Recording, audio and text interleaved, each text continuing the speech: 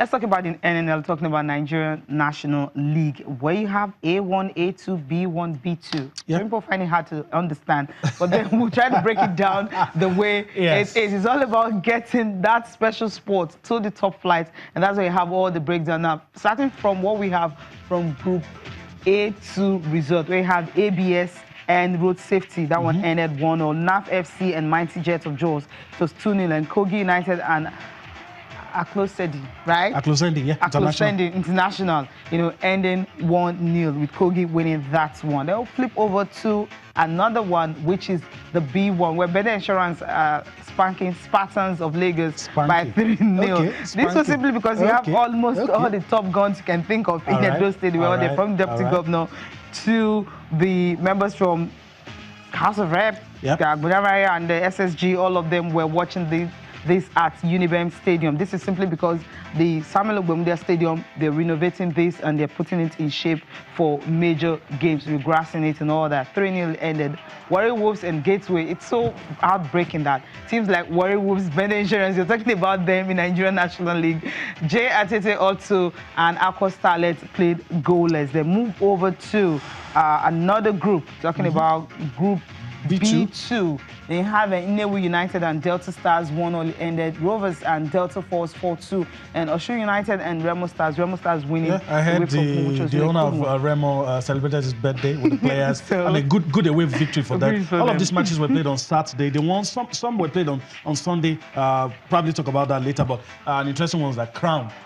Crown defeated Dynamo. This is the A1 that Cecilia was talking about earlier. Giordano defeated Bimo Sporting Club 1 goal. Sokoto United defeated AFCC 1-0 as well. Adamawa United slim 1-0 victory over Jigawa Golden Stars. Real Stars 1-0 victory over FC Sanfara. Good one for the home teams. No surprise that Remo Stars celebrated their victory, because probably one of the few teams that were able to get a win. Away, a lot of other, and 3SC didn't play. They're going to play the next weekend. You want to buy next weekend. I know you're interested. You're interested in 3SC. A lot of people are interested. Oh yes, I will tell you why. I'm an Ibadan man. We know that. And I grew up to know 3SC, and I was baptized into football by the then IICC. So seeing 3SC in this dilemma, it's really shocking.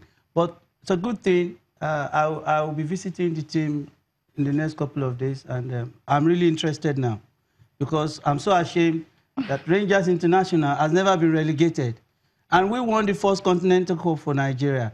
How come we've been on and off the ladder? So we have to trash things down. I think I have a meeting with the Commissioner for Sports and some of us will be really, really interested in it now. Politics aside, we want our team to do well, and let us be focused on achieving that. For us on this side, as journalists, there's something that trends among us. Jokingly, we say 3SC don't have a problem coming up; they have a problem staying up. That's a problem. So I'm not bothered. I know they're going to come up very soon, and they're going to go down again. When they do, whether they'll stay up is another thing. Well, I think this time around, we Ibadan guys, we are beginning to think solutions around that. Now we are here to stay. All right. No more up and down. Okay. I think insurance also come up and stay after how many years? Okay. All right. All right. It's all interesting, football on the domestic scene. But now let's travel abroad. Let's travel abroad. And where do we start with? Okay, let's go to Spain first. Yeah, go to Spain first. We'll talk about the departing manager. Okay, Barcelona expected, of course, 25th league title. It was just when they were going to get it. But when you have the fans still, reeling from that poor performance at the Champions League. But this one, Deportivo La Corona needed to win this game to stay up. But Barcelona had other plans. They didn't want to lose that. They're unbeaten run, 34 games, right? 86 points. A huge one for coach. The next game would have been against Real Madrid. At the Camp Nou, and of course Real Madrid will want to spoil the party. So you had better just win now. And I feel sorry for Clarence Seedorf, but that's the way football is. So and the lion, or rather the inhuman Messi, he's not a human being, right? Okay, he's got a hat-trick there. How would you rate their season? They got a domestic double, but the only thing everybody remembers is what Roma did to them. Yeah, embarrassing. That's shocking. I never gave Roma a chance. At all. In fact, that day I decided not to watch the game. Yeah, because it was done deal. Game. Until someone told me, Abe, you know what's going on? It's 3-0. And I'm like, excuse me? But let's talk about this particular beautiful, game.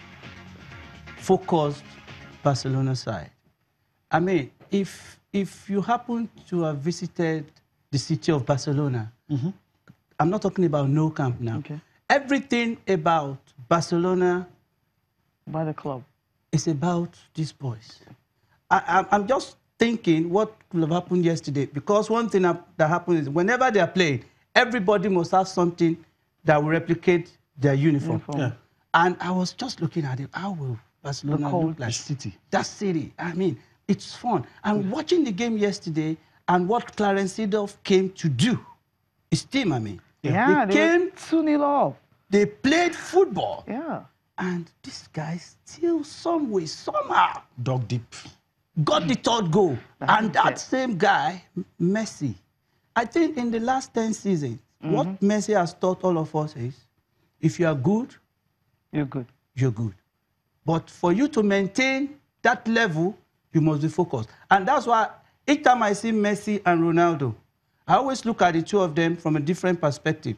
I was lucky enough to meet with the two of them one-on-one, together, and I just quickly chipped it. I looked at the two of them, and one thing I saw was that one was extremely gifted naturally, and one was not naturally gifted, but was excellent with hard work. Yeah. That is Ronaldo. And I asked the two of them, how do you guys parley? Because there is a spot in UEFA where you meet all the players and you can always chat. Interact. And we were together and I just asked them jokingly, and Ronaldo hit me. He said, we are friends.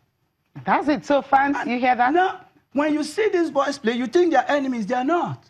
But these are talented stars. And what he did yesterday confirmed my notion about him. I always call Messi magical. Because his 2 feet, especially his left leg, is crazy. You can't get that left leg from anywhere again in the world. And he just showed us what he can do with his legs yesterday. You know what, Biodun, before we go to England, I can't let you go without asking you this. Does Messi need to win a World Cup before we rate him with the likes of Pele, Maradona? Does he need to? Or is he on that level now, even without winning a World Cup?